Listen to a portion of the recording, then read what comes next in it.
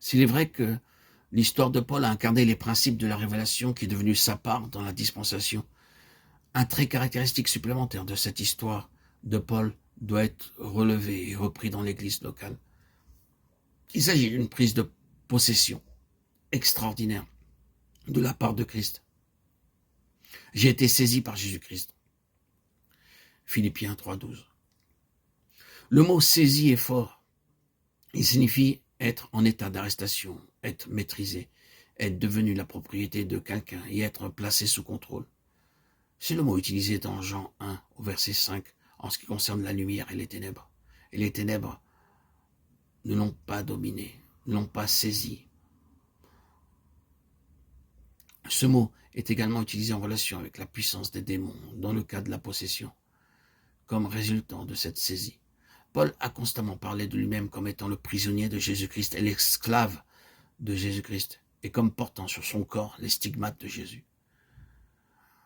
Cette expérience née d'un événement signifiait pour Paul la perte de toute indépendance, de toute direction personnelle, de tout gouvernement personnel, et la fin d'être régi par le monde. Cela signifiait la seigneurie absolue de Christ. C'était un homme qui avait pour Jésus-Christ un intérêt et un souci qui le dominait suprêmement. Non pour une chose ou une autre, mais pour une personne. Sa première exclamation lors de la rencontre fut « Qui es-tu, Seigneur ?»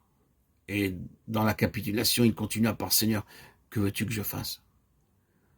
Cette seigneurie n'était pas une simple doctrine pour lui, c'était une complète domination, de façon très personnelle.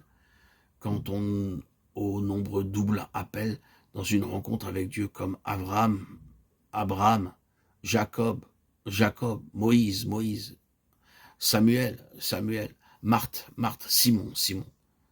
Le dernier ne fut nullement le moindre, Saül. Un tel sens réel d'être appelé pour un dessein doit être un composant de toute véritable église locale et un élément constitutif dans cette église. Perdre le sens d'une vocation, d'une intention et d'une destinée vitale, c'est perdre le dynamisme et devenir une existence plutôt qu'un impact. Il peut y avoir de réelles valeurs et des valeurs vitales dans les traitements de Dieu envers nous. Et nous désirons avec force que tous les autres les connaissent et les expérimentent. Nous ne devons jamais faire de notre expérience un mur entre nous et tous les véritables enfants de Dieu.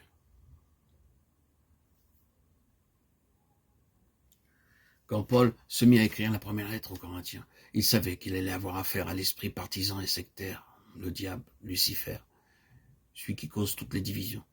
Donc il commença l'épître sur le véritable terrain et registre de la communion fraternelle, à ceux qui ont été sanctifiés en Jésus-Christ, appelés à être saints, et à tous ceux qui invoquent en quelque lieu que ce soit le nom de notre Seigneur Jésus-Christ, leur Seigneur et le nôtre.